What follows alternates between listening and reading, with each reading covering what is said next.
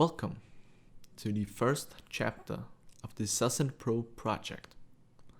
SUSINDPRO stands for the Sustainably Independent project. It's like a short version of the name is SUSINDPRO. I'm Toby. I created this project because I was bored and I thought I might do something worthwhile. That's where the idea came from. Now to the contents of the project. I divided the project into 12 chapters, from choosing land, home building, household, infrastructure, agriculture, electric power, industry and economy, security, healthcare, community, education, and last of all, how to theoretically start the project. I plan to divide these chapters in different YouTube videos. So for instance, today I'm gonna target chapter 1, choosing land, and also the introduction, but that doesn't need its own video. Chapter 0. This is only the introduction. So what is the SUSTAIN project? The SUSINDPRO project and its goals? With this project, I'm attempting to build a theoretical framework for how to build and maintain a highly sustainable, independent, and highly optimized community. And also gathering broad knowledge about how to theoretically build an independent community. So those two sound pretty similar. The first one I'd say is the best case scenario. So really physically building a community like that. And the second one is in the not worst case, but the not perfect case, where we simply gather a lot of knowledge on how to theoretically build that and maybe use it later on. One essential idea behind the project is to work on it together with other people. So it is not just me laying out the perfect plan that everyone should follow. No, that's stupid. I'm not that smart. I simply lay out a basic blueprint on which to work on together. I obviously do not have the qualification on how to build a completely new and sustainable community from scratch. That's silly. I never saw or met a person capable of that. That's why this project is supposed to be worked on together as a team. Many people means many brains working on the same problem, which makes the chances of success infinitely higher. So if you have any comments about the project or if you want to join it, simply mail me. Address is in the description down below or in the about page of the channel. I would also love to have on and off the air discussions about the topics mentioned in the project with whoever wants to talk about it.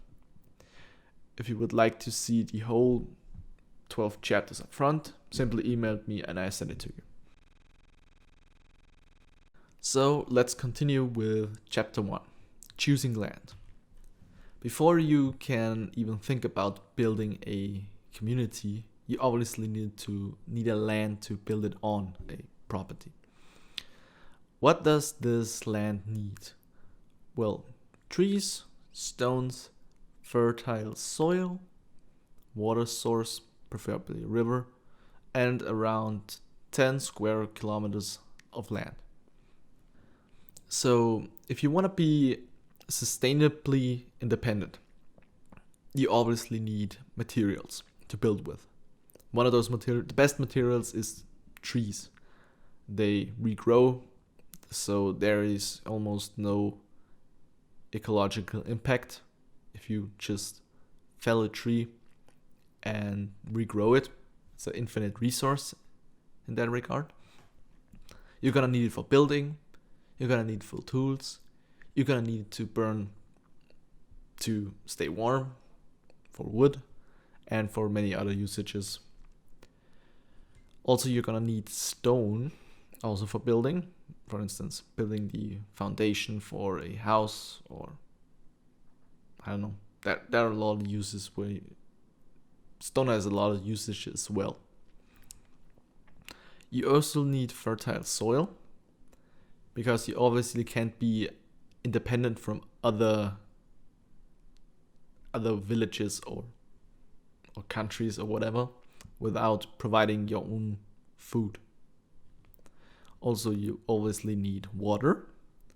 The best water source would probably be a river, because a river has the cleanest, like easiest to get clean water.